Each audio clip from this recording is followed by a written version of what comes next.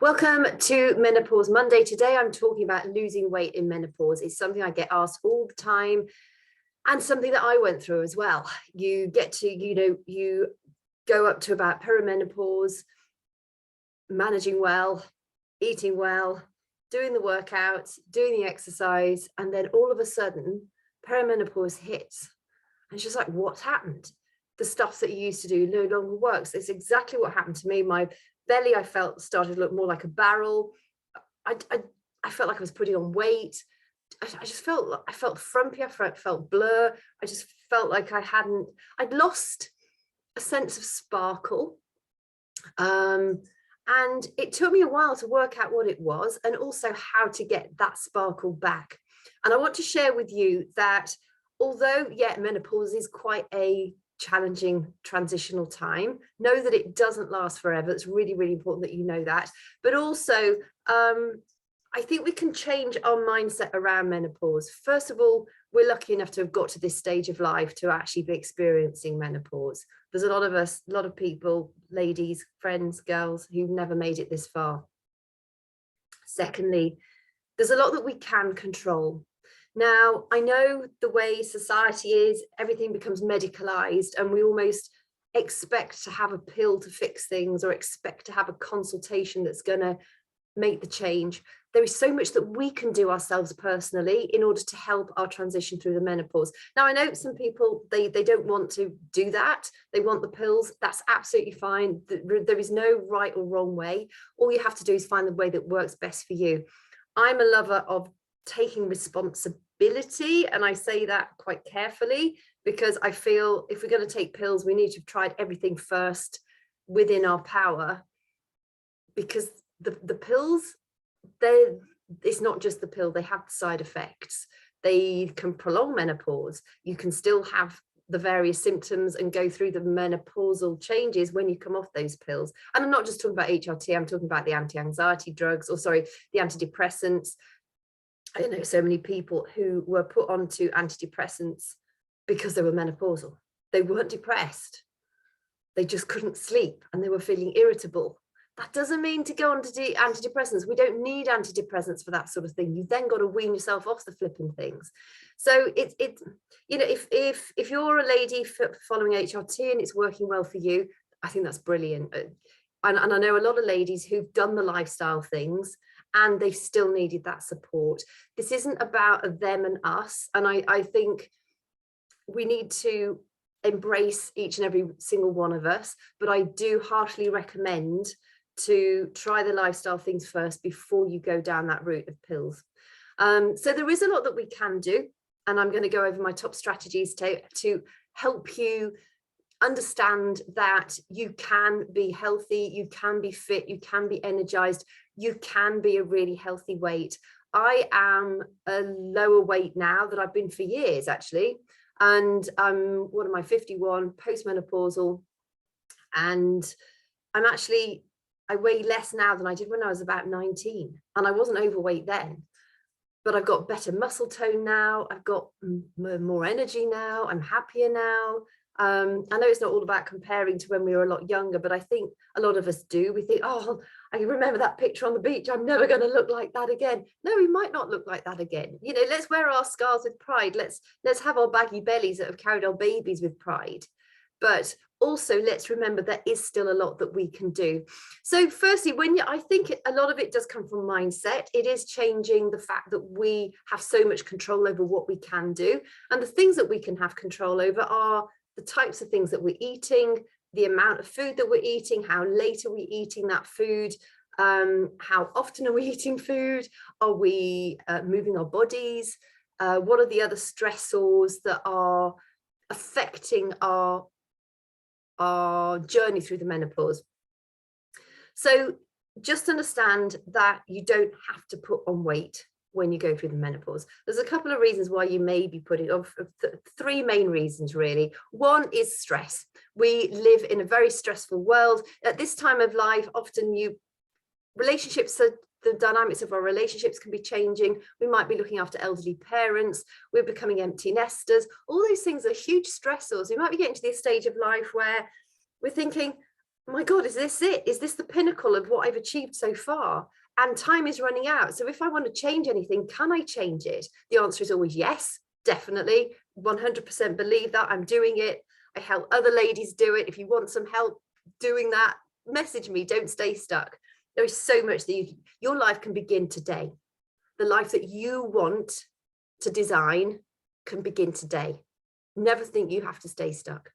But all that stress can lead us to hang on to belly fat, because we have 4 times the amount of cortisol receptors, stress hormone, around our belly than we do anywhere else in our body. So when we're stressed and when we're sleeping badly, that tends to make us hang on to belly fat. So that might be, a reason why your belly fat might be a sticking point. Also, because of the falling hormones, now it's actually been proven, there have been a lot of studies out there that show it's not necessarily the falling hormones that create the weight gain. It's the fact that as we age, we tend to slow down a bit. I think we also think we should slow down a bit. I disagree with that. I think we should keep going while we're alive. I honestly and truly think, and I know exercise gives us energy. It fuels the mitochondria, which are the little powerhouses in our cells. So we need energy in order to feel energized. We also need the right kind of nutrition. Now, it might be that you are moving less. We do tend to become more sedentary as we get older. So challenge that. Don't become sedentary. Do things that, park the car further away from the supermarket entrance, take the stairs instead of the lift or the escalator. But also be really mindful of, are you eating the same portion size as you ate as a younger person? Because often we don't need as much food. And if we're moving less, we're not burning up the same amount of energy either. So take a look at your portion sizes. Can you knock it back a bit? And make sure you're eating healthy food. Again, the whole processed food thing, in an ideal world, you wouldn't let it touch your lips. I know people love processed food. It's designed to be addictive. It's designed to have you coming back. Be aware of that. If you eat a lot of processed food, just cut back on it. It's not cheap. It's not good for you. People say, oh yeah, but I can get like a Happy Meal or whatever it is for however much. You can roast a chicken and have fresh vegetables for the same amount, and you can feed like 6 people instead of just 1, and it's a whole lot better for you. It's a complete myth that processed food is cheap. And then what is the long-term health cost to you? Because there will be. There is always a cost. You have to feed your body with fuel. It will also keep you fuller for longer. And proper wholesome food is not addictive. So are you eating portion sizes bigger than you need to? And are you moving your body like you used to move it? Or are you moving sufficiently? When we go through the menopause, we really do need a good regime of things like strength training and also HIIT. So short bursts of energy, energetic use. So you're not spiking that cortisol, the stress hormone, for too long, but you're giving yourself enough of a cardio workout to benefit your body. But strength training is especially important because it helps improve the density of our bones. And it helps if you're building lean muscle, that is also going to help with your caloric, your energetic, how many calories you burn during the day. I've just recently started using my, it's a DARA scale. It's brilliant. It tells you your bone mass, your muscle mass, your visceral fat percentage, your metabolic age, all sorts of things, because there's a lot of people, me included, that hate getting on the scale because it's that number. And oh my God, that number defines me, doesn't it? And it shouldn't. But the scale is brilliant because it's just like, well, okay, well, that's my weight today, because our weight does fluctuate every day or most days. But I can see my bone density is in the excellent range. My visceral fat is in the super low range. I can see that my muscle mass is in the excellent range. Those are the figures you want to be focusing on. And that's because of strength training and short bursts of HIIT, high intensity interval training, and also eating food as fuel. 80% of the time, I mean, I'm teetotal right now as of February. I've been teetotal for about 4 or 5 weeks, which for me is a bit of a miracle. I love my wine, I love my beer, I love my whiskey. I do drink, I enjoy drinking. And I normally have 2 glasses of wine, maybe 3 a night. So, it's got to be 80-20. You've got to have a balanced lifestyle. And yeah, in an ideal world, I wouldn't have that much, but I don't get to get drunk. I'm not offending anyone. I just enjoy drinking wine or beer or whiskey. I just want you to understand it has to be balanced. You know, it's not deprivation. It's just about making wise choices that help you stay at your target weight. And everybody's target weight is slightly different, you know. And look at history. I mean, a few years ago, the curvaceous woman was in fashion, and then the 80s, it was just like stick thin, and like now it's athletic. It'll change again, it always does. But work out what is right for you, what makes you feel comfortable. You're the only person you need to please. So find out what you need to do to be comfortable. So just be aware of, are you eating more than you need to eat? And are you exercising as often as you really need to be exercising? Also, make sure you're drinking enough water, particularly if you're getting hot flushes throughout the night and you're stressy and, you know, all the stuff that goes along with it. A lot of us are dehydrated when we think we're hungry. So have a large glass of water, and 15 minutes later, are you still hungry? You're probably not. Make sure to start your day off with a large glass of warm water. It's better for your system to have it warm than cold. To know how much water you should be drinking, measure your weight in pounds, and then halve that, and that's the answer is the amount of fluid ounces. So if you weigh 200 pounds, you should be drinking a minimum of 100 fluid ounces a day. People say 8 glasses or 6 glasses. Well, how big is a glass for a start? You know, it's how long's a piece of string? Measure your weight in pounds, divide that by 2, and that is the minimum amount of fluid ounces of water you should be drinking every day. Watch your alcohol intake, says she, but alcohol is quite fattening. It can also lead us to nibble. Now, I don't know about you, but alcohol and nuts, for me, it's just like, oh yeah, bring on the nuts. I really have to control myself when there's a pack of nuts or a bowl of nuts and a glass of wine. I do control myself because I want to feel happy in my body. And we have so much more control over ourselves. Think about it. You know, we're not like robots. We're not being guided by some outside force to make us go towards the crisps or towards the nuts. We're in control. We forget we're in control. We are in control. We're in control with how many of these we have. I promise you. Become more aware of what you're drinking and eating. And if you say, oh, I don't drink alcohol, I have non-alcoholic drinks. I have the 0 alcohol versions. Check the amount of sugar that's in those things, because actually it's the sugar that is the big doozy. And often they've got enough, more sugar, as much or more sugar in them than the alcoholic ones. But you might as well then drink the alcoholic one. The best way is to find a healthy alternative, maybe like a soda water, a sparkling water, and put some fresh citrus slices in it. I love rose water essence. It's quite an elegant flavor. So I have rose water in my sparkling water, and that's my evening drink when my halo is shining and I'm teetotal. It's what I'm drinking at the moment. Remove lifestyle. I mean, remove lifestyle. Where did that come from? Remove temptations. I don't know where that came from. That's really weird. Remove temptations. If it's not in the house, you can't eat it or drink it. You don't need biscuits.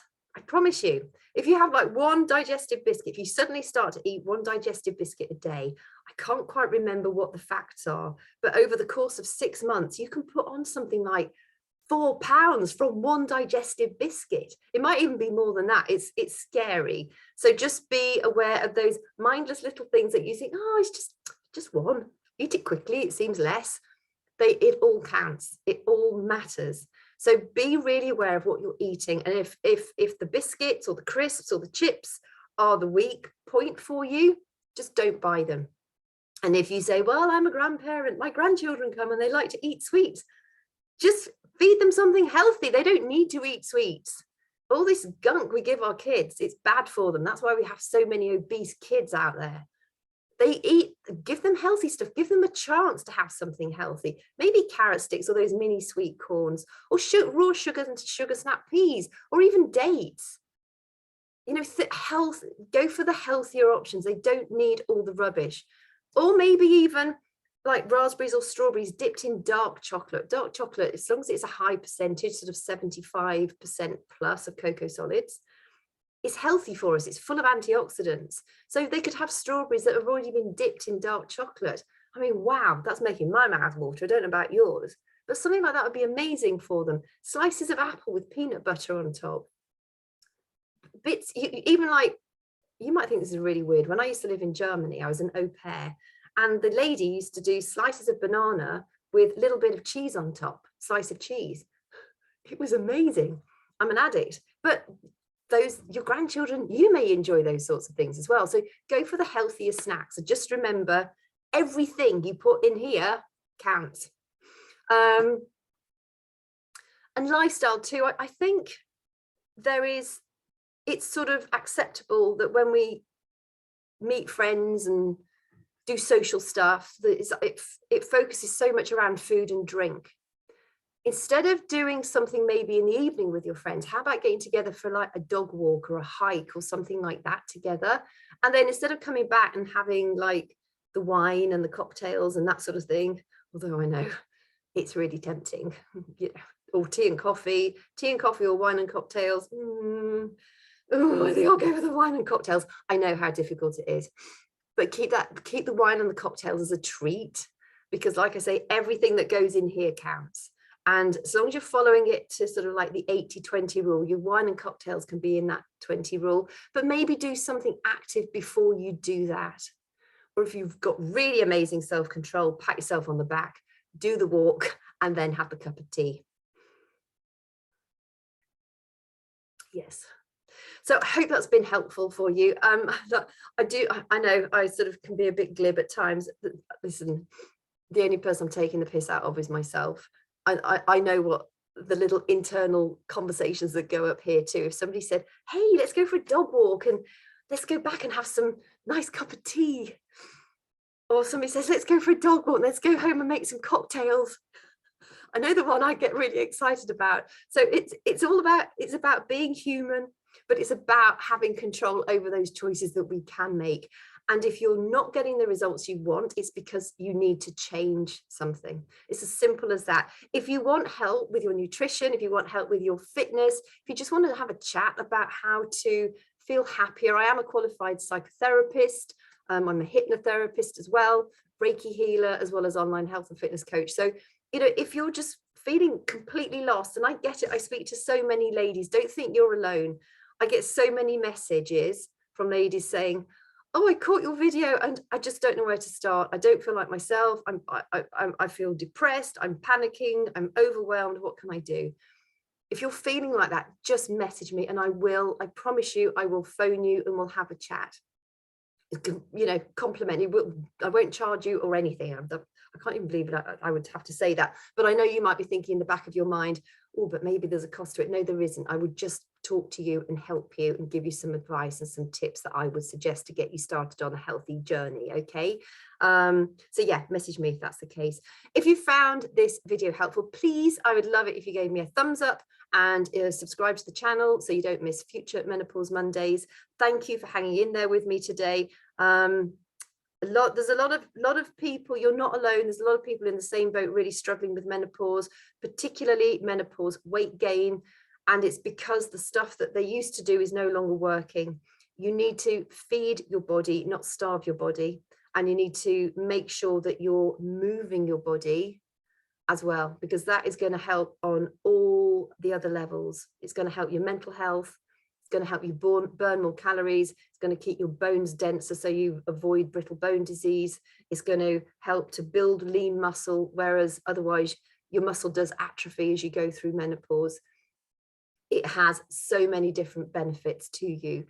In my book, it's an absolute no-brainer. But if you know, I'm here to help. So you know, make good use of me. And yeah, hope you found this really helpful.